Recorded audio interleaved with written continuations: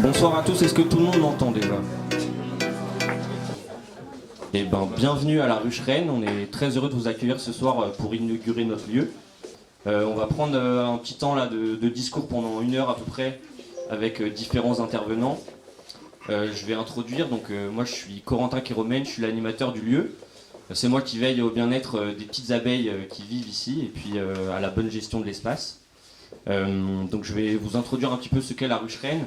Mais pour vous présenter un petit peu le déroulé là, du discours, on aura un mot de Bruno Humbert, le président et fondateur de la première ruche en France, suivi d'une présentation de Fabrice Garot et Didier Dubois, les fondateurs qui sont à l'origine du projet Slowway qui porte la ruche Rennes.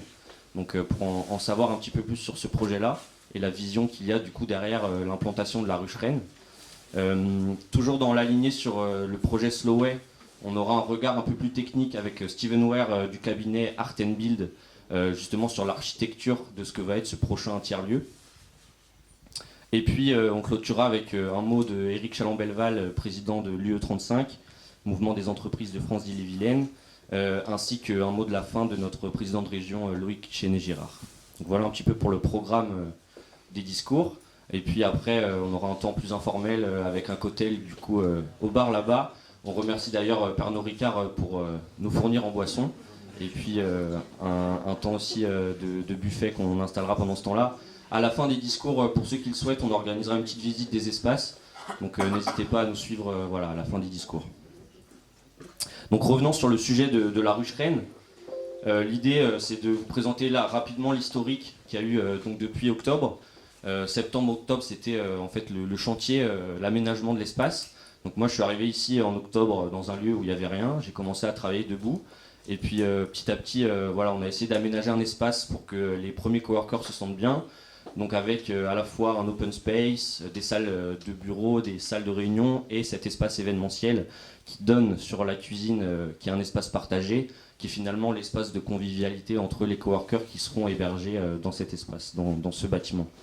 Donc septembre, début du chantier, arrivée de l'animateur moi-même en octobre, et puis novembre, notre première coworkeuse, donc Chloé, qui porte un projet associatif pour innover et lutter contre la précarité, qui était très symbolique puisque c'est un projet qui a été accompagné par la ruche dans le cadre d'un des programmes d'incubation, et qui est aussi présent dans la ruche Bordeaux et la ruche Montpellier, donc une grande histoire d'amour entre Solinium et la ruche. Mars, c'est le mois de l'arrivée de notre première incubée, donc on est très heureux de vous présenter ça, je vais revenir dessus juste après. Décembre, janvier, c'était aussi le moment de rencontrer tous les acteurs de l'écosystème. C'est quelque chose qui me tenait à cœur justement de s'implanter intelligemment sur le territoire, que ce soit sur le coworking, sur l'incubation, sur l'économie sociale et solidaire et la responsabilité sociétale de l'entreprise. Je pense qu'avec le projet de la ruche Rennes, on se situe justement un petit peu entre l'ESS et la RSE, et c'est un lieu qui est carrefour pour justement que les gens se rencontrent aussi entre ces dynamiques-là. Donc ça nous tenait à cœur, et pour l'anecdote, il y a eu une personne à qui j'ai fait visiter le lieu la semaine dernière qui me disait en fait c'est intéressant parce que votre génération elle est beaucoup plus dans une réflexion d'écosystème, de travailler en partenariat avec d'autres acteurs plutôt que dans une logique de concurrence. Et en fait, c'est ce qu'on veut aussi mettre comme état d'esprit dans la ruche, puisque c'est un lieu de collaboration entre différentes personnes. Donc voilà un petit peu.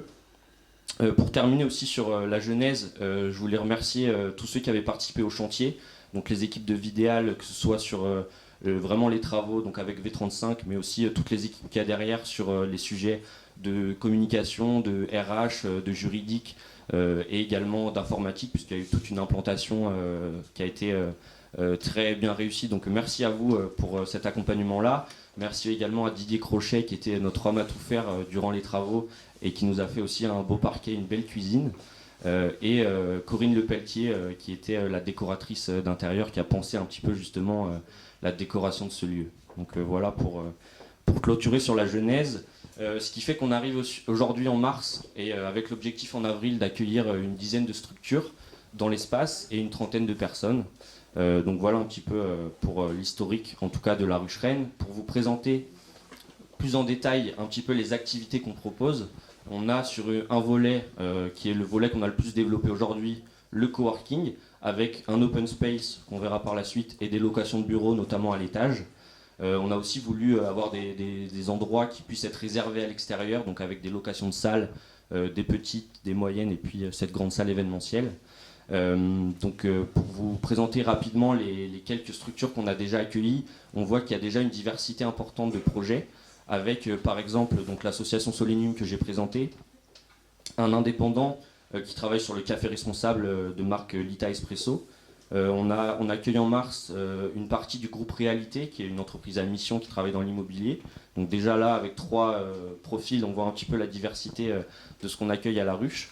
On a le réseau d'entreprises des dirigeants responsables de l'Ouest, qui a aussi une place en coworking et qui fait des réunions, et notamment une plénière demain matin, par exemple. On a Vague de Sens, qui est une jeune entreprise qui fait du conseil pour accompagner les structures, donc les sociétés et les collectivités, à comprendre un petit peu les enjeux de la jeunesse, qui a un bureau du coup à l'étage. Et puis Liberty Consulting, qui a plusieurs bureaux aussi à l'étage, qui est une agence de traduction. Donc encore une fois, ça montre un petit peu la diversité des profils. Sur l'incubation et l'accompagnement des entreprises, donc encore une fois, on a essayé de le faire intelligemment et donc de prendre le temps aussi de rencontrer un petit peu ce qui se faisait sur le territoire. On travaille sur ce volet-là avec le réseau des ruches pour proposer justement des programmes d'accompagnement à l'entrepreneuriat, avec notamment des publics qui sont sous-représentés dans l'entrepreneuriat. C'est pour ça qu'on a des programmes sur l'entrepreneuriat féminin, que ce soit sur la tech et sur la création de structures à impact, mais aussi des programmes destinés aux bénéficiaires des minima sociaux, qui sont notamment en partenariat avec Pôle emploi. Et puis, à Rennes, on est heureux d'être labellisé French Tech Tremplin et d'accueillir du coup notre première incubée le mois de mars. Et donc le 3e volet, c'est l'événementiel. Donc cette salle est ouverte et disponible pour accueillir justement des événements, que ce soit des conférences, des ateliers. Voilà, on peut moduler vraiment sur demande et on en a la preuve aujourd'hui. Donc sur l'incubation, je vais inviter notre première incubée à présenter en 2-3 minutes son projet, donc Catherine Ballard de l'entreprise Earth and Sea. Merci. Voilà, donc Earth and Sea, pour vous présenter rapidement, il s'agit d'une solution digitale participative qui répond à la problématique des pollutions et notamment des décharges sauvages, des dépôts sauvages. Ça concerne, alors c'est un phénomène qui est croissant depuis 2011, qui s'est accéléré depuis 2018 pour atteindre un chiffre record d'1 million de tonnes de déchets ramassés en France en 2020. Et donc, l'Agence de l'environnement précisait en 2019 que 9 communes sur 10 étaient concernées par cette problématique. Donc, ça embête beaucoup de mairies, ça embête beaucoup de territoires. Donc, l'idée, c'est de proposer à la fois un logiciel en mairie, une cartographie nationale interactive qui va valoriser les actions municipales et une application citoyenne qui est gratuite, téléchargeable sur les stores, et qui va permettre à la fois de valoriser les actions et l'engagement des municipalités, des mairies sur ces questions très attendues par leurs administrés, notamment les plus jeunes. On va aussi récompenser, encourager l'écocivisme par un système de gamification et de gains de points et de goodies sur l'application. Et puis on renforce avec Earth and Sea ce lien de confiance entre institutions et citoyens, voilà, sur des questions qui sont très attendues. Voilà, merci. Merci pour cette présentation. Pour clôturer un petit peu cette introduction de la ruche Rennes, donc aujourd'hui on a différents enjeux. L'enjeu c'est de finir de remplir l'espace, donc à ce titre il nous reste des bureaux et des places en open space. L'idée c'est également de commencer l'animation de communauté, donc avec un programme événementiel un petit peu qui va se construire durant les prochaines semaines, les prochains mois, et puis de continuer justement à rencontrer les derniers acteurs qu'on n'a pas encore rencontrés. C'est vrai que c'est quelque chose qui prend aussi du temps. Pour la suite un petit peu, je vais inviter Bruno Humbert à nous parler de la jeunesse de la ruche et de l'historique et de où ça en est aujourd'hui sur le réseau des ruches. Bonsoir. La ruche, on a créé la structure, c'était 5 copains en 2007. L'idée, c'était de pouvoir se réunir dans un même lieu pour pouvoir s'entraider. On était 5 microstructures aux 4 coins de Paris, et chaque fois qu'on voulait se voir, ça se faisait ou par téléphone, mais on ne se voyait jamais. Et du coup, on a loué plus grand, et on a proposé à des gens qui partageaient notre envie à la fois de se réunir et de co-construire un projet ensemble, de venir nous rejoindre. Et ça a été un peu long au début, parce que quand on cherchait 800 mètres carrés ou 1000 mètres carrés dans Paris, quand on avait créé une structure qui avait 0 € de chiffre d'affaires, les propriétaires n'étaient pas pressés de nous signer un bail. En tout cas, ils nous demandaient à chaque fois qui c'est qui va payer. Et le premier élément qui a créé la ruche, c'est la capacité aussi que des grands groupes puissent venir nous aider. On s'est connecté très vite avec les politiques, avec les grands groupes, avec les universités. Et en fait, c'est un chef d'entreprise qui, pour ne pas le nommer, puisque longtemps il n'a pas voulu être nommé, mais maintenant il y a prescription, c'était Jacques Véra qui avait monté une 9 CGTEL et qui s'est porté caution auprès du propriétaire, sans autre condition que le fait de dire qu'il ne fallait pas le dire justement que c'était lui qui était derrière ça, parce qu'il ne voulait pas voir arriver tous les miséreux de la terre qui venaient lui demander 400 000 € de caution auprès de propriétaires. Enfin bref. Mais derrière cette anecdote, c'est aussi le fait que très tôt, on s'est connecté avec l'ensemble des parties prenantes, des stockholders, on disait à l'époque, maintenant c'est les parties prenantes, pour co-construire ce lieu et les faire participer à la vie des entrepreneurs qui étaient à l'intérieur.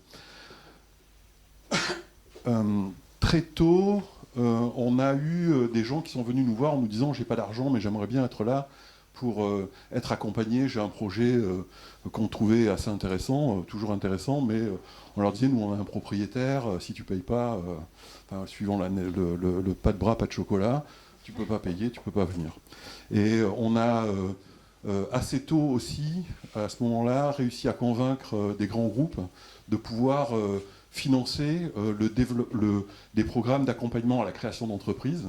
Et ça a été le début des programmes d'incubation. Le premier, ça a été SFR, qui avait racheté 9 CGTEL, donc on les connaissait plutôt bien, et avec qui on a créé un programme à un endroit où il y avait très peu de monde, c'est-à-dire au moment de la création d'entreprise. Ça reste encore aujourd'hui, au moment où vous avez une idée derrière la tête qui vous gratte et que vous voulez le transformer en entreprise, ça reste quand même un grand moment de solitude, parce que soit on ne sait pas en parler de son projet, soit on ne sait pas comment le financer, soit on ne sait pas comment démarrer. On n'a pas toujours un écosystème ou un réseau qui permet d'accélérer l'entreprise. Donc on a créé ce programme, ça s'appelait SFR Jeunes Talents Entrepreneur Social. C'était 8 lauréats. Et 10 ans après, on a un nombre de programmes que je ne connais pas dans sa globalité, mais qui va de la création d'entreprise jusqu'à l'accompagnement à la levée de fonds, où on identifie des structures à fort potentiel à impact, qui ne sont pas capables de lever des fonds parce qu'ils ne connaissent pas ni la façon, ni le réseau, ni comment on construit un business plan, et on les accompagne pour rencontrer des fonds d'investissement, dont un des fonds qu'on a créé qui fait 40 millions d'euros de mémoire, enfin 35 ou 36. Donc on va vraiment sur un spectre très très large, et ça a été évoqué. Au tout début, à la création d'entreprise, on va vraiment vers des publics sous-représentés. On travaille beaucoup dans les QPV, les quartiers prioritaires de la ville. On fait beaucoup d'entrepreneuriat des femmes. J'ai su qu'il ne fallait pas dire entrepreneuriat féminin, mais entrepreneuriat des femmes. On travaille aussi, on a 2 lieux qui sont dédiés aux réfugiés. Donc à Montreuil et à Saint-Denis, on a 2 incubateurs où on accompagne des réfugiés à créer leur entreprise. En tout cas, ceux qui veulent créer leur boîte, on les accompagne. Et on a 2 lieux qui sont dédiés à la ruralité, un en Picardie et un à Toulouse, où on travaille avec des jeunes qui sont très très éloignés, soit de l'emploi, soit des connaissances pour créer une entreprise. Globalement, cette année, on a accompagné 1200 projets dans leur création, avec des taux de succès qui sont relativement importants, puisque sur les publics les plus éloignés, c'est-à-dire chômeurs longue durée, on a des retours à l'emploi, soit à travers la création de l'activité, soit parce qu'ils retrouvent du travail à travers les recherches qu'ils font pour créer leur boîte, ils rencontrent des gens qui leur disent « viens travailler pour moi ». Donc on est à 76%, ce qui est un résultat suffisamment probant pour que Pôle emploi nous fasse maintenant confiance sur ces sujets-là. On a le gouvernement qui nous a confié, dans le cadre du plan de relance, plusieurs milliers de porteurs de projets. On travaille aussi à Marseille maintenant dans le cadre du plan que le président de la République a mis en place. On a été un des acteurs identifiés pour travailler sur ces sujets. Voilà, donc aujourd'hui, pour terminer, je pourrais vous en parler longtemps de la ruche, mais pour terminer, la ruche, nous on gère, il y a 14 ruches en France, il y a 6 ruches sont gérées par nous, et 6 ruches sont des franchises, dites des franchises sociales, à qui on transfère les savoir-faire. Mais avant de leur transférer les savoir-faire, on s'assure que d'abord, ce sont des entrepreneurs, c'est-à-dire qu'il faut qu'il y ait des modèles économiques, même si au moment de la création de la structure, souvent, les pouvoirs publics ou les entreprises peuvent être partenaires et participer au financement. Il faut que le modèle très rapidement puisse être autonome. Et une des difficultés, c'est de trouver des gens qui, justement, ont cet état d'esprit d'avoir à la fois une vision entrepreneuriale et l'envie de se connecter avec l'écosystème. C'est dans ce cadre-là que j'ai rencontré Didier il y a longtemps, il y a des années, qui me parlait de son grand projet qui va venir et qui récemment a décidé de faire un step intermédiaire avec Slowway et la création de ce lieu.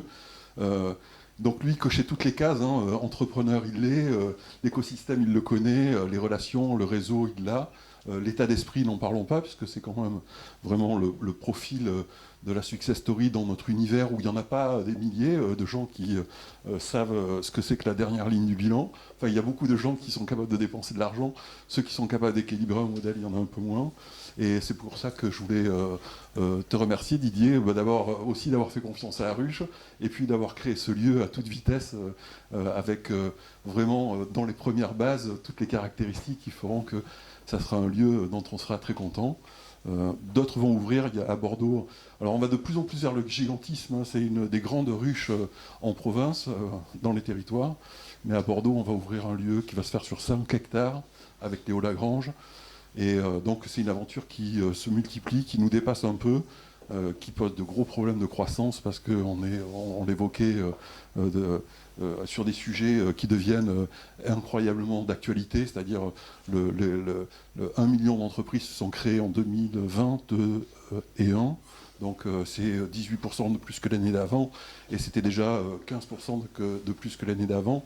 Donc l'accompagnement à la création d'entreprises, d'hébergement, se créer un réseau, avoir du conseil, c'est vraiment un métier qui a un avenir certain. Voilà. Merci Bruno pour cette présentation de la ruche. Effectivement, la ruche fait partie du premier projet concret finalement dans la réflexion que nous menons, Didier et moi, depuis maintenant quelques années. Didier et moi, ça a été une rencontre. Moi, je le connais depuis le siècle dernier, c'est-à-dire depuis au moins 25 ans. Et je pense que nous partageons des valeurs qui font qu'à un moment donné, on s'est retrouvés. Moi, lorsque j'ai vendu mes affaires en 2015, puis à l'occasion d'un chemin de Compostelle, que du reste Didier a fait également, bien on s'est retrouvés. Un jour, Didier m'a indiqué, écoute, moi j'ai un hôtel que je viens d'ouvrir, un hôtel solidaire. J'aimerais qu'on réfléchisse ensemble sur la possibilité de développer ce concept. Est-ce que ça t'intéresse ? À ce même moment, après avoir vendu mes affaires, je cherchais également à me réinvestir, mais d'une manière un peu plus sensée. En tous les cas, aller vers des sujets qui me plaisaient véritablement. En tous les cas, un peu plus orienté vers le cœur. Intuitivement, je sentais que les entreprises allaient devoir passer du profit à la profitabilité, ce qui est quand même pas la même chose. Et donc, nous avons réfléchi à ce concept.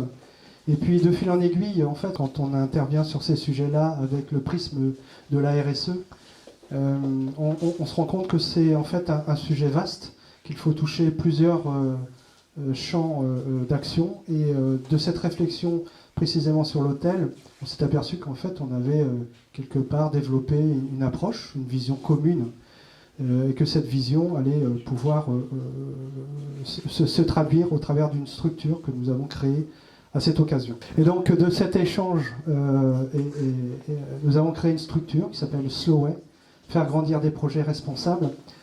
Pourquoi Slowway? Tout simplement parce que Didier comme moi, en avons un peu marre de la fast way. Et que quoi de mieux que de finalement l'afficher en fait, et de s'inscrire dans ce mouvement un peu plus lent, où la maturation prend un peu plus de temps, mais au final, finalement, c'est de cette façon qu'on peut avoir de bons produits. J'adore l'Italie.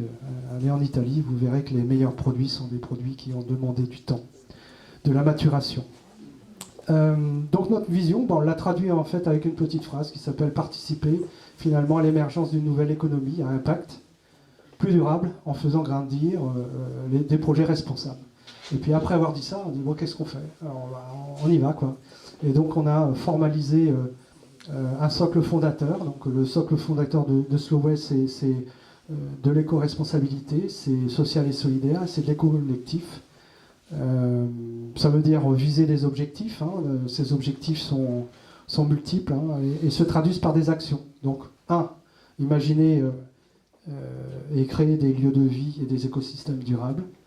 Promouvoir un immobilier de conviction, vous le découvrirez un peu plus tard. Favoriser et développer une stratégie circulaire, sociale et solidaire. Et accompagner les initiatives responsables dans un monde plus inclusif et résilient. Ça, ce sont nos actions et on essaye de traduire à travers de ces actions notre colonne vertébrale, on essaye de la traduire dans nos réflexions et nos investissements. L'objectif de Slowway, il est multiple, mais il vise des performances. D'abord une performance environnementale, une performance également sociale, des modes de gouvernance coopératifs, c'est-à-dire qu'on essaye aussi de faire appel un peu plus, et même quasiment exclusivement à l'intelligence collective, parce qu'on s'est aperçu, incroyable, que quand on met 10 cerveaux autour de la table et que on met un sujet, c'est fou ce que ça peut donner comme idée. Bon, il faut canaliser un peu après, mais ça c'est de la méthode. La performance économique, parce que sans performance économique, clairement on ne peut pas aller très loin finalement. On s'en est aperçu en fait avec les premiers appels d'offres du projet que vous avez découvert tout à l'heure. C'est un vrai sujet. En fait, on aimerait bien faire mieux ou bien, mais quelquefois la limite économique nous en empêche. Et puis une performance culturelle, parce que ces lieux-là, de mon point de vue, en tous les cas de plus en plus, ces lieux de vie seront des lieux apprenants, des lieux où les personnes ne viendront pas pour louer des mètres carrés, mais pour y découvrir peut-être des espaces et des nouveaux mondes. En ce qui me concerne, moi j'ai découvert un nouveau monde dans l'économie sociale et solidaire. Je n'étais pas du tout dans ce registre-là, j'étais même plutôt dans un registre inverse, très axé sur la rentabilité. Et découvrir que ça peut aussi enrichir les personnes et pas que financièrement, ces modes-là, je crois que c'est à favoriser, c'est à développer. En tous les cas, si on veut que notre monde devienne durable, c'est des sujets, en tous les cas, qu'on va devoir prendre à notre compte. Alors ça s'est traduit par donc concrètement la ruche que vous découvrez aujourd'hui. Alors cette ruche, aujourd'hui, comme l'a indiqué Bruno, elle se fait un petit peu par anticipation par rapport à un projet que Didier va vous dévoiler juste après, qui est un projet de village. Il nous semblait important de le démarrer avant le village lui-même, puisque quand on parle de communauté, la communauté, elle ne se crée pas en claquant des doigts. Il faut la promouvoir, il faut la faire connaître, il faut la faire grandir. Et on espère bien que d'ici la création de ce village, la migration se fera de manière plus facile vers ce village. Ce village s'appelle le Grand Air. Je ne sais pas si c'est original, mais je trouve que le Grand Air, finalement, ça répond à toutes nos cases.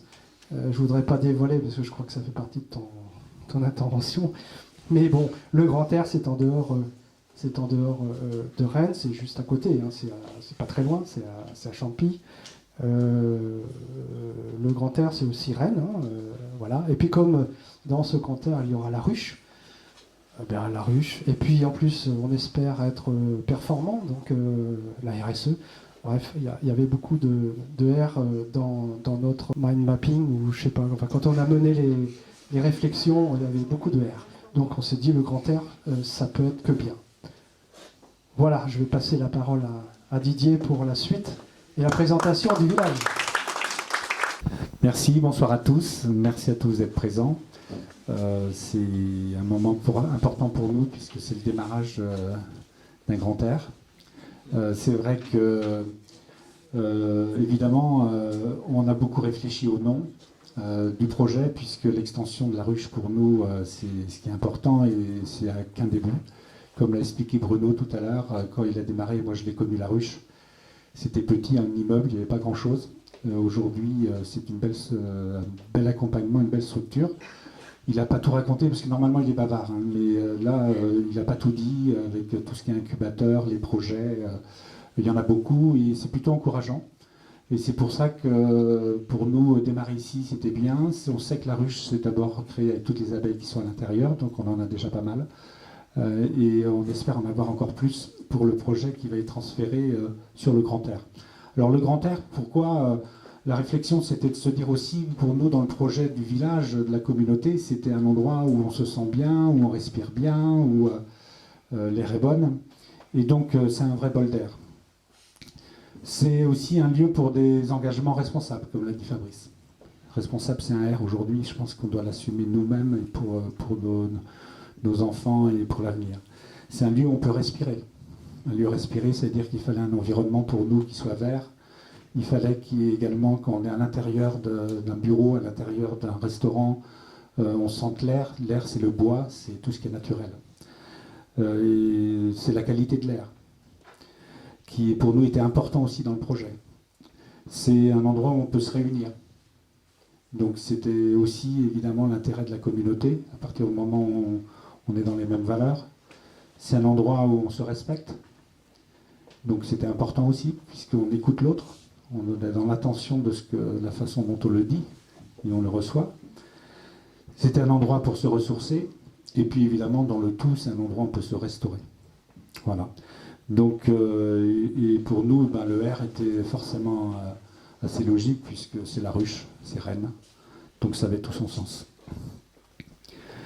Donc sur le village, comme on l'a dit tout à l'heure, du Grand Air, sera situé à proximité de la Rocade, qui est sur la sortie Verne-sur-Sèche et sur la commune de Champy. C'est un bâtiment qui est labellisé bâtiment performant sur appel à projet de la région Bretagne. Merci la région. C'est un bâtiment avec une démarche énergie positive et réduction carbone. C'est de la sobriété dans la conception. C'est une isolation performante.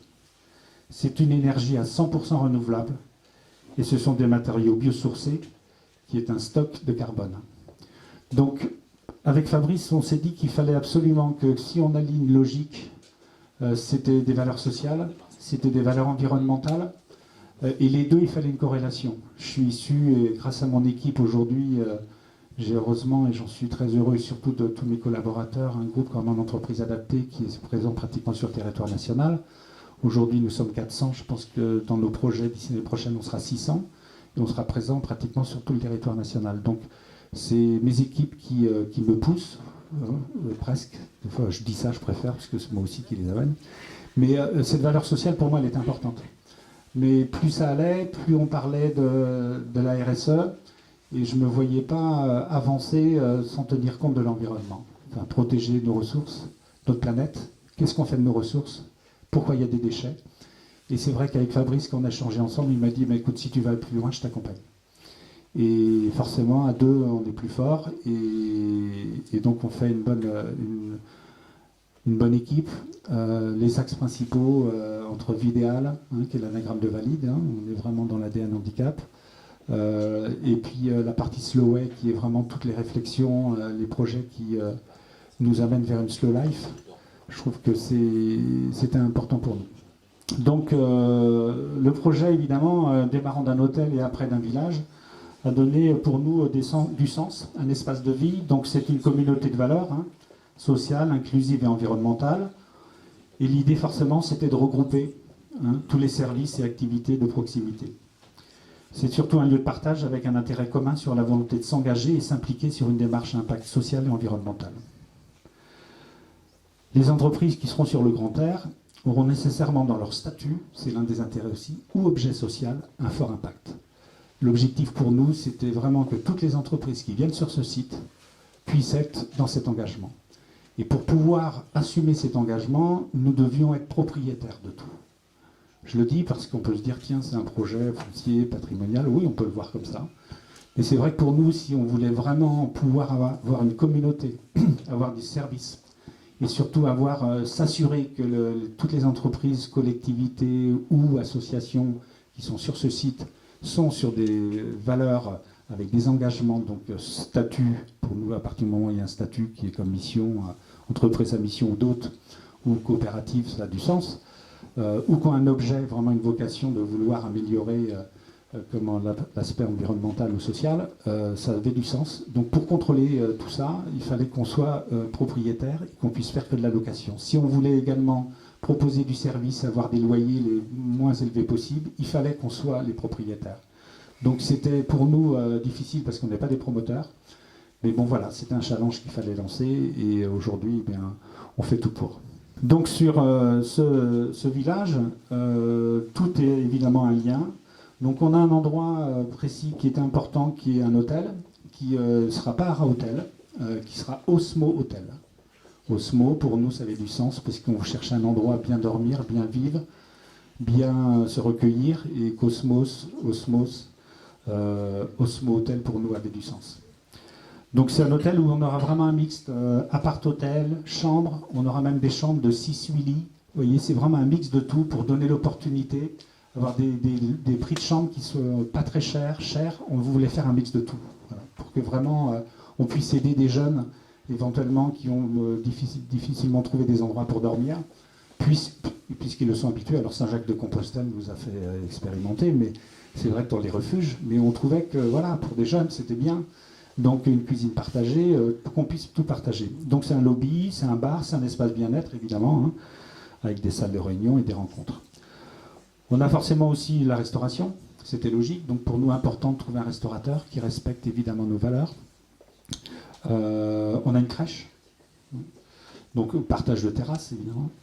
Et dans le bâtiment tertiaire, ben là forcément on peut installer la ruche, il y aura Vidéal, il y aura des plateaux disponibles pour d'autres entreprises ou collectivités ou associations, et il y aura une conciergerie. Et puis tout ça évidemment va donner des partages de mobilité partagés. On mettra des vélos électriques à disposition, des voitures électriques, on mettra, c'est important pour nous, des bornes. Si on met du photovoltaïque, on mettra des bornes à électricité gratuite, puisqu'on ne stocke pas l'électricité.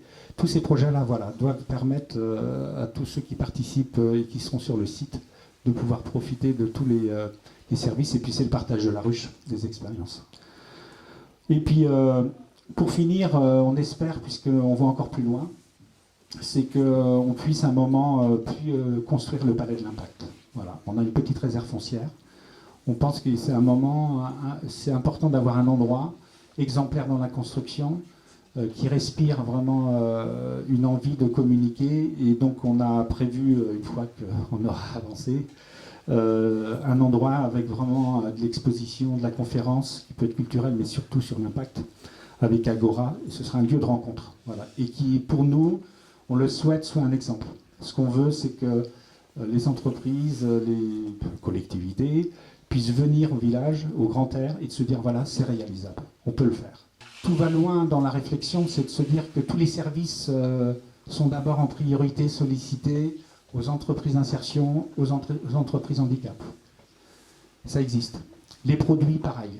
Tout doit être fait dans le même état d'esprit. Ce n'est pas juste une image, ce n'est pas juste les entreprises ou les collectivités, c'est tout qui doit être en priorité utilisé. Comme le restaurant doit utiliser des produits courts, enfin, tout doit être local, quoi, et en priorité pour aider l'inclusion, quoi.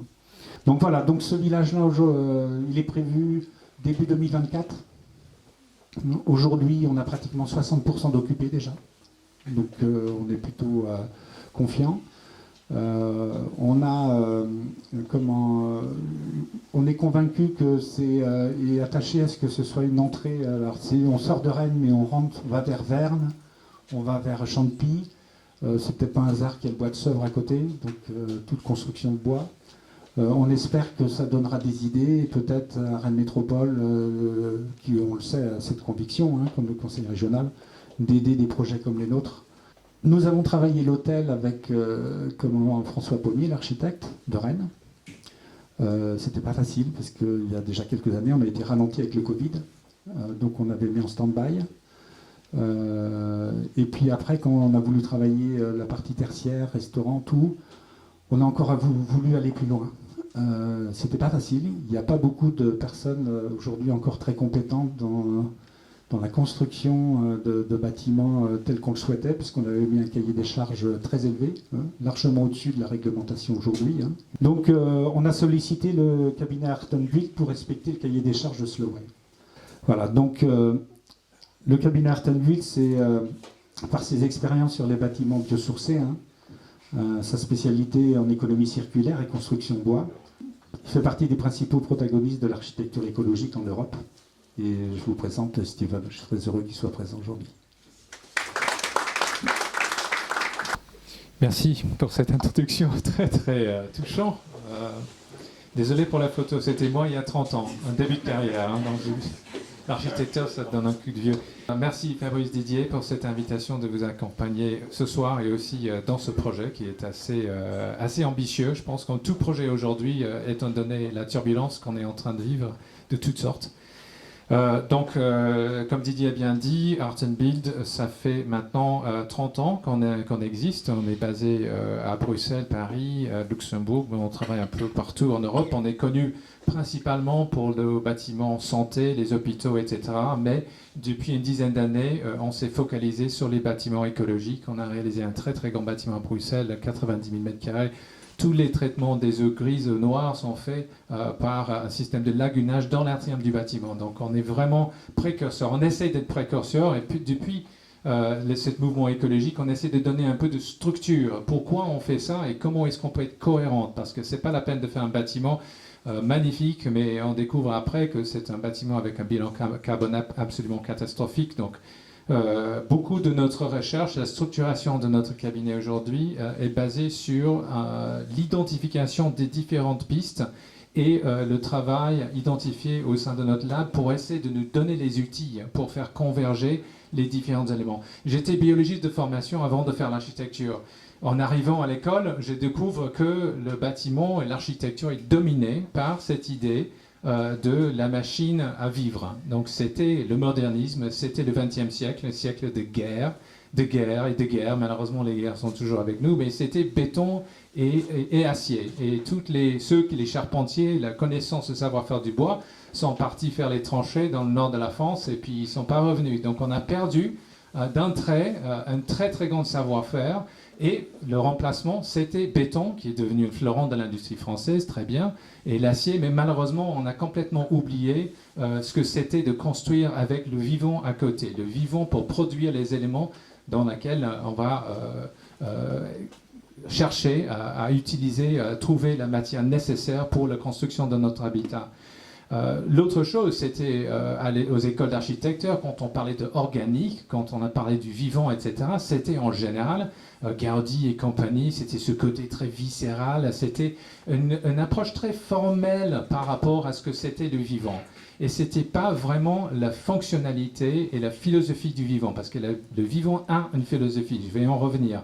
Donc il était question aussi de faire un pont entre la lexique du vivant qui existait chez les architectes, nés dans les beaux-arts, éduqués dans les beaux-arts, et les biologistes même, qui nous donnaient les réalités de ce qui se passe dans la nature et les réalités des choses, des éléments qu'il fallait observer, les cycles, etc., et la matérialité de la nature, l'intelligence de la nature. Quand on parle organique, par exemple, un biologiste, il va tout de suite penser au cheminement métabolique basé sur le carbone, le Krebs cycle, le Calvin cycle, le cycle de l'uréa, etc. Rien à voir avec Gaudi et ce côté organique. Donc il était très important de construire ce pont entre le vivant, ce qui nous permet de l'identifier, les biologistes, et ce vivant aperçu par les architectes artistes, avec toute leur culture beaux-arts. Donc au sein de notre laboratoire, on a développer une sorte de façon, de méthode de travail qui consiste à faire converger plusieurs cycles qui sont eux-mêmes identifiés. Biophilia, c'est l'effet de la nature sur notre propre organisme, principalement psychocognitif, je vais en revenir. La biodiversité, évidemment, il va falloir apprendre à cohabiter cette planète avec plein d'autres espèces de toutes sortes, pas que les grands sujets, etc., qu'on voit dans toutes les photos. Les biosourcés, c'est-à-dire trouver la matière nécessaire pour construire dans le vivant et apprécier ces cycles, etc. On entend parler beaucoup de, oui, pour faire les bâtiments en bois, il faut couper la forêt. Non, il faut bien faire la différence entre la plantation et la forêt pour ses valeurs écosystémiques. Donc c'est très important de maîtriser un peu ces sujets-là. Donc biosourcé, c'est un sujet de recherche dans notre lab. Bioclimatique, évidemment, comme nous, on maintient une température très très stable au sein de notre organisme, c'est important aussi de faire l'extension de ce confort pour ceux qui habitent dans les bâtiments qu'on construit, de comment faire comme la nature pour essayer de travailler l'enveloppe, etc., pour que le confort soit là, et la bioéconomie. Donc la bioéconomie, c'est quel est le cycle de vie d'un bâtiment, etc., le niveau de remplacement de ces différents éléments, etc. Comme nous, voilà, il y a les pots qui tombent, des choses qui changent tout le temps. Bâtiment, c'est pareil. Le biomimétisme est pour nous une sorte de vecteur, un catalyseur pour accélérer les liaisons entre ces différents cycles. Et je vais en revenir. Alors, on n'est pas dans la bio, il n'y a pas simplement la matière, la question physique de notre inspiration par la nature. Le biomimétisme est aussi un vecteur de conception parce que, voilà, ici on est dans ce qu'on appelle la ruche et je pense que c'est pas pour rien. Les abeilles, créatures très très sociales, espèces très très sociales, font ce qu'on appelle le waggle dance. C'est une danse en forme de 8 qu'un abeille, en rentrant à la ruche, ça fait partie des multiples fonctions de la ruche, que l'abeille va faire pour communiquer très très précisément la localisation de la nourriture et d'autres éléments. Voilà, on le voit là. Donc, au sein de la ruche, il y a cet aspect social qui consiste à partager l'information. Partager l'information. Quelque chose qu'on a oublié un petit peu, peut-être on a découvert pendant le confinement, c'était l'importance d'être ensemble pour justement cette partage d'informations. On peut partager par Teams et Zoom, etc., mais la présence les uns avec les autres, il y a aussi cet effet biophilique, social. Donc, pas simplement l'impact de la nature tel qu'on l'aperçoit, le bois, les arbres, etc., mais il y a aussi ce côté très, très social qui est nécessaire et c'est quelque chose qu'on observe au sein de la ruche. Donc, quand on a attaqué le projet de conception du village, on avait en tête l'importance symbiose entre les différents éléments de programme. Il y a un restaurant, comme disait Didier, il y a la crèche, il y a les coworking, il y a les bureaux, etc. Il y a toutes ces différentes fonctionnalités, local à vélo à l'extérieur, le parking.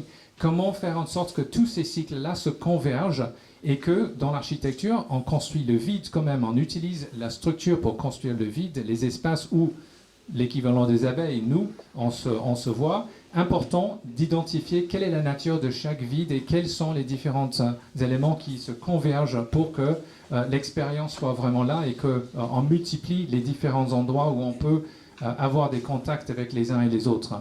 Donc Didier a déjà parlé un peu de programme, mais voilà, il y a aussi des choses un peu mathématiques, minimaliser l'empreinte du bâti sur le terrain pour essayer de ne pas imperméabiliser les sols.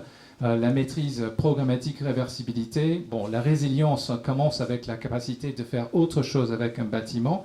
En cours de route, on peut changer son programme. Donc, souvent, on est très en silo. On construit du logement, c'est que du logement. On construit du tertiaire, c'est que du tertiaire. Aujourd'hui, il n'est pas question d'avoir un bâtiment qui fait un seul programme. Il faut que ça puisse évoluer. Notion de village, donc les trois entités.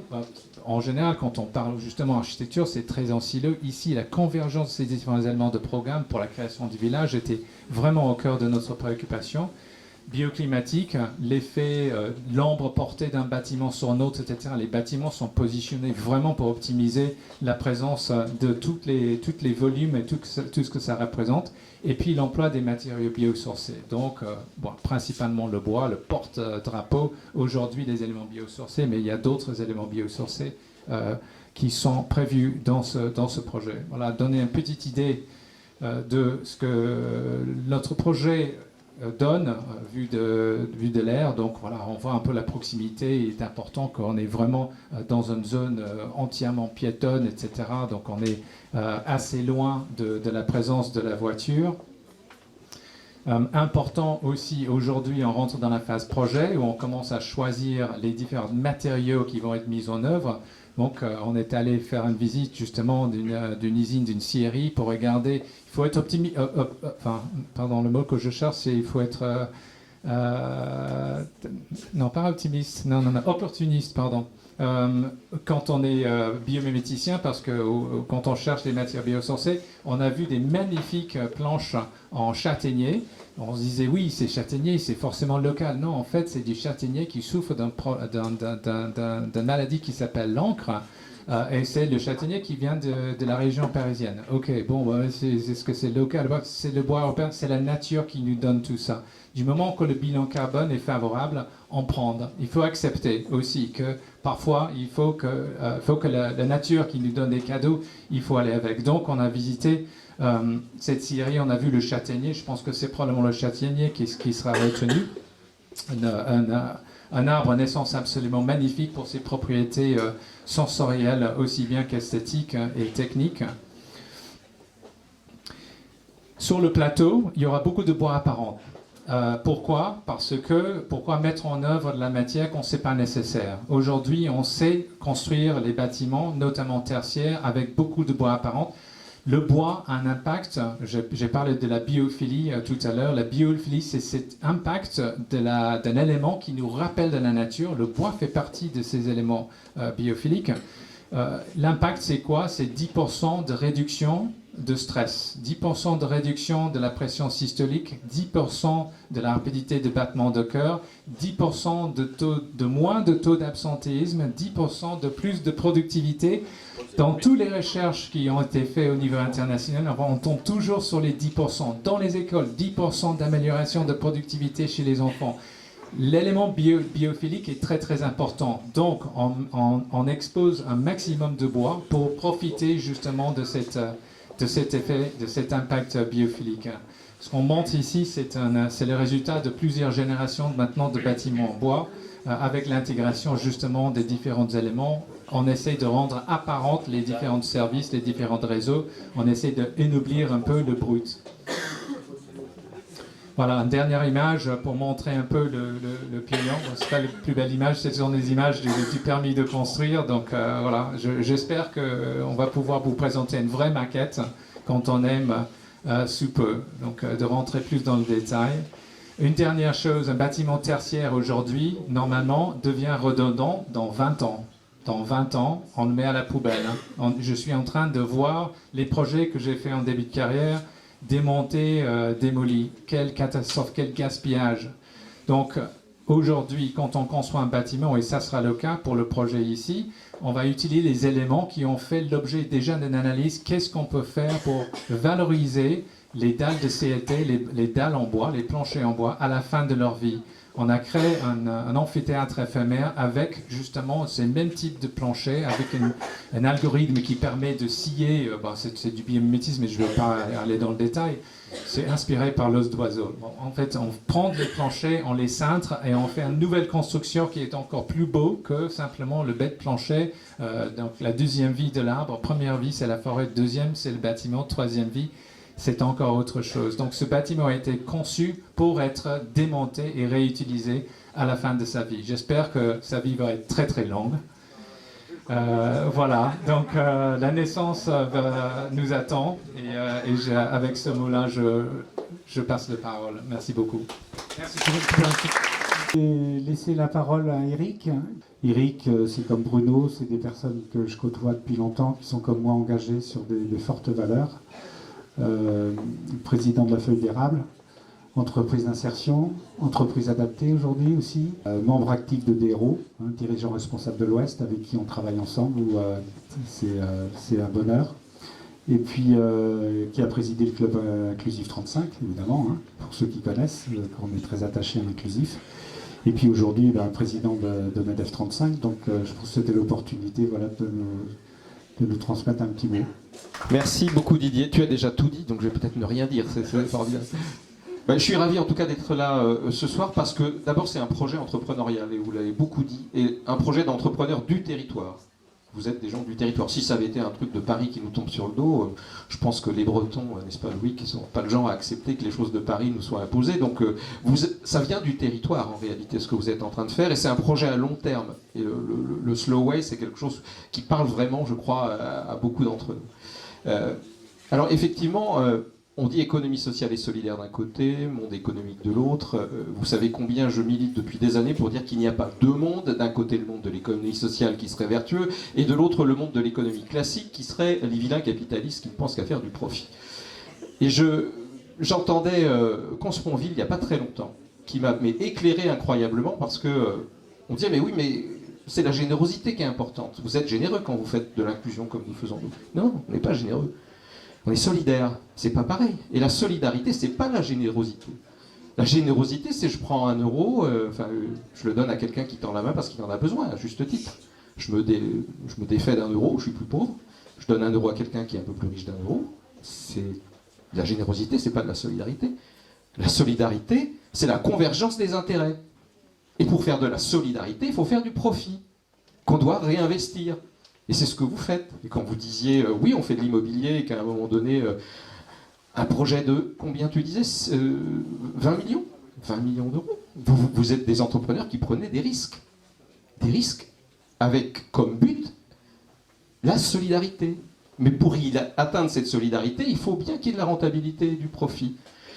Et moi, je trouve génial que vous soyez aujourd'hui mis en avant pour ça, sur un projet à long terme, parce que vous êtes les premiers à montrer encore aujourd'hui que pour faire correctement notre métier d'entrepreneur, on doit avoir des valeurs. Mais qu'on ne crache pas sur le profit parce qu'il n'y a pas de capacité à faire de l'inclusion comme nous faisons, ou faire de très beaux projets comme vous faites, sans capacité à être économiquement viable. Et le malheur, c'est qu'on voit beaucoup sur le territoire, beaucoup de projets qui sont parfois soutenus. Donc nous disons, nous entrepreneurs, parfois au monde politique, mais pourquoi soutenez-vous ce projet dont on sait qu'il ne tiendra pas la route, et dans 3 ans, ils auront déposé le bilan. Et j'aimerais bien que les politiques s'emparent un peu plus de cette vision économique, parce que je trouve que c'est extrêmement dangereux que d'inciter un certain nombre de porteurs de projets qui ne voient pas exactement ce que c'est qu'un bilan, de se lancer dans une aventure qui implique ses propres, à la fois sa famille, à la fois ses propres économies. Voilà, donc vous êtes en train de nous démontrer une fois de plus, et Dieu sait que ce territoire comprend ces entrepreneurs, qu'il n'y a pas d'opposition entre le social et l'économique, que les deux sont intégralement liés. Et tu le disais, on est tous les deux donc dirigeants responsables de l'Ouest depuis plusieurs années.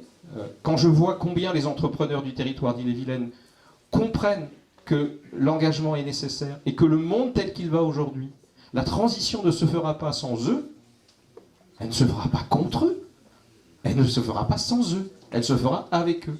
Ils ont les clés, nous avons les clés de cette transition écologique. Et c'est ce que vous prouvez aujourd'hui. Ton bâtiment, Didier, votre bâtiment, Fabrice et Didier, 30% plus cher, c'est un engagement. C'est-à-dire que, franchement, vous n'allez pas gagner 30% de plus avec l'investissement que vous faites, avec toutes les belles choses que vous venez de nous expliquer.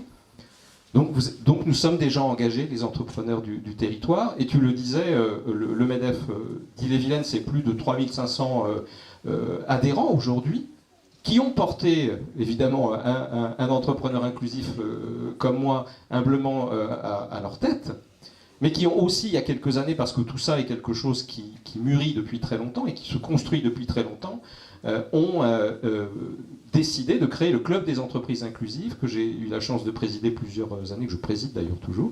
Et nous étions les premiers en France sur ce territoire, parce que nous innovons tout le temps, les entrepreneurs bretons. Nous étions premiers en France à créer ce Club des entreprises inclusives, dont tu fais partie aussi à travers les héros, maintenant. Voilà, donc je dis attention, on ne fait pas les choses par générosité, on les fait par solidarité. La solidarité, elle, n'est possible que si on réalise des résultats, si notre modèle économique tient la route. Et puis, quelqu'un me disait, mais vous êtes quand même à la marge, vous, avec votre discours, Didier, toi, Eric. Et je me rappelais la phrase de Jean-Luc Godard, on est peut-être à la marge, mais c'est la marge qui tient la page. Et une chose dont je suis sûr aussi c'est que je sais que vous ne serez sûrement pas à bout de souffle pour mener à bien ce fameux projet en 2024. Et on se reverra, j'espère, pour inaugurer en 2024 ce très beau projet. Merci en tout cas de votre accueil. Je vais dire un petit mot puisque je vais laisser le mot pour notre président de région, mais je voulais juste dire que nous sommes vraiment honorés déjà de votre présence. Pour nous, c'est important, c'est du soutien pour nous. Nous avons un cœur avec Fabrice et toute l'équipe Slowway, et j'oublie pas Vidéal, pour recréer ce village. Nous tenons à remercier tous les partenaires bancaires, il ne faut pas les oublier, parce que aussi, faut y croire au projet. Les institutions, les collectivités, pour leur confiance. Je vais dire le mot que tu as dit tout à l'heure, qui était d'ailleurs marqué, tu vois, hein. C'est que nous sommes sur une région très dynamique pour ces valeurs. Il faut savoir que la région Bretagne, sur le handicap que je connais, est une région qui est une des premières régions de France. Et pourquoi? Je pense que c'est une région d'histoire et de monuments. Je pense que la culture de solidarité que nous avons, et qui est certainement de travail, travailleurs, et respect de notre planète et de ses ressources, je pense qu'il ne faut pas l'oublier, parce que nous sommes une région issue de pêcheurs et d'agriculteurs. Juste un petit dernier mot, j'ai envie de dire, protégeons notre planète, et surtout dans la paix.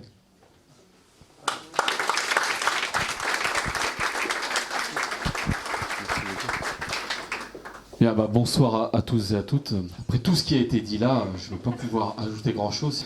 Bon, moi, je voudrais d'abord vous saluer, vous remercier vraiment, Monsieur Garot, Monsieur Dubois, pour votre engagement. Votre engagement qui est un engagement d'entrepreneur, et comme l'a très bien dit Eric, d'entrepreneurs qui ont conscience qu'ils vivent dans un territoire, qui ont conscience qu'ils vivent avec d'autres gens, qui ont conscience qu'ils vivent avec d'autres gens qui peuvent être différents, et qui ont conscience que c'est finalement tous ensemble qu'on peut réussir les défis qui sont devant nous. Et que dans nos vies, nous avons la chance ici, je crois, d'avoir tous des passions. Et quand on peut mettre nos passions au service du collectif, au service de, quelque part, l'intérêt général, on va plus loin et on rajoute le supplément d'âme qui fait qu'on se lève le matin avec, je pense, un peu plus de légèreté dans le monde dans lequel nous vivons aujourd'hui. Nous sommes dans un moment particulier. Ça a été évoqué, il y a une guerre en Europe. Avant cette guerre, nous ne parlions que de la crise sanitaire. Avant la crise sanitaire, nous ne parlions que du Brexit. Avant le Brexit, nous ne parlions que des attentats. Et finalement, les gamins qu'on voit aujourd'hui, qui commencent à rentrer dans nos entreprises, dans nos collectivités, sont pour une grande partie d'entre eux des jeunes gens, garçons, filles, qui n'ont vécu que dans ces crises. Que dans ces crises. Et comme vous, je vois aujourd'hui des enfants qui s'inquiètent, des regards pleins d'incertitudes sur demain, le risque nucléaire, le risque de la guerre, le risque de l'effondrement généralisé, le risque climatique, dont j'aurais dû parler bien entendu. Et notre responsabilité à tous, c'est quelque part d'insuffler de l'enthousiasme. Et vous l'avez très bien exprimé, monsieur l'architecte, je n'ai pas retenu votre nom, mais bravo pour votre discours et bravo pour cette capacité à nous enthousiasmer avec ce rapport entre la biologie et la construction et cette capacité que nous avons à trouver là, finalement, de l'enthousiasme. Trouver de l'enthousiasme parce qu'il y a des solutions. Moi, je suis persuadé qu'il y a des solutions pour préparer le monde de demain. Des solutions où chacun se remonte les manches, où on se dit qu'on a tous du boulot, du travail, qu'on a tous des responsabilités, mais que quand nous avons justement la chance d'avoir des responsabilités, on peut bâtir, construire, un peu comme les abeilles dans la ruche, chacun à notre place et chacun avec notre fonction, la petite pierre qui permet de se dire qu'on laisse une trace positive dans ce monde de brut. Et le projet que vous avez là, c'est un très beau projet parce qu'il ressemble bien effectivement à ce qu'on veut pour la Bretagne, à ce qu'on veut pour ce territoire que l'on aime, à ce qu'on veut pour ce territoire de travailleurs, vous l'avez dit, appuyé sur des valeurs fortes, appuyé sur des hommes et des femmes qui sont sortis de la misère par un travail considérable après-guerre, pour participer à nourrir le pays, pour participer à travailler à la souveraineté alimentaire, nos pêcheurs, nos agriculteurs, puis des générations d'entrepreneurs qui ont travaillé pour développer des entreprises qui font aujourd'hui la fierté de la Bretagne, et de nouvelles générations qui arrivent pour préparer les entreprises de demain, pour transformer tout cela et préparer l'avenir. Et finalement, je salue M. Humbert et l'inspiration de la ruche, qui n'est pas née en Bretagne, mais qui va très bien se plaire en Bretagne, cette inspiration. D'où qu'elle vienne. Elle vient de Paris, il y a beaucoup de Bretons à Paris d'ailleurs, et elle va venir ici se développer et croître, et je suis sûr que le projet que vous portez sera une belle réussite. Et puis enfin, je suis venu aussi pour l'inspiration, je dois vous le dire. Et je pense que les hommes politiques aujourd'hui, les hommes, les femmes politiques doivent retravailler à l'inspiration, le ressourcement, repenser le monde de demain. Dans un moment où tout est bousculé, où tout est un peu sans certitude, nous avons à rebâtir et encore une fois à le faire ensemble. Eric l'a dit tout à l'heure, il n'y a pas la gentille RSE et les méchants entrepreneurs qui sont là pour faire du profit. Ben, de la même manière, il n'y a pas le méchant monde économique et le gentil monde des élus. D'ailleurs, plus personne n'y croit. Et nous avons tous, quelque part, à assumer qu'on vit ensemble dans cette société. Et s'il y a une certitude que j'ai, c'est que nous pouvons travailler aux équilibres en préparant ce monde de demain, bien entendu en cultivant le débat, voire même l'affrontement, voire même les désaccords, mais en étant capable d'essayer de construire l'harmonie, cette harmonie qui nous permet, encore une fois, de nous dépasser, de nous lever le matin, de batailler toute la journée pour les combats qui sont les nôtres, et pour, encore une fois, en plus de tout cela, rajouter le supplément d'âme qui fait qu'on habite dans un territoire et qu'on participe à sa construction. Donc pour ça, bravo et merci. Vraiment, c'est extraordinaire de vous voir, de vous entendre, et puis de participer à ce moment-là, qui est un moment que l'on verra se développer dans les mois et les années qui viennent, au service, encore une fois, d'une économie inclusive, d'une économie responsable et d'une économie finalement qui prépare le monde de demain, parce que ce profit-là, c'est un profit durable que vous préparez. Et oui, vive le profit quand il est durable et appuyé sur des entreprises pérennes et responsables. Je milite pour ça dans beaucoup d'endroits. Merci beaucoup, bon vent à vous et vive la Bretagne. Merci.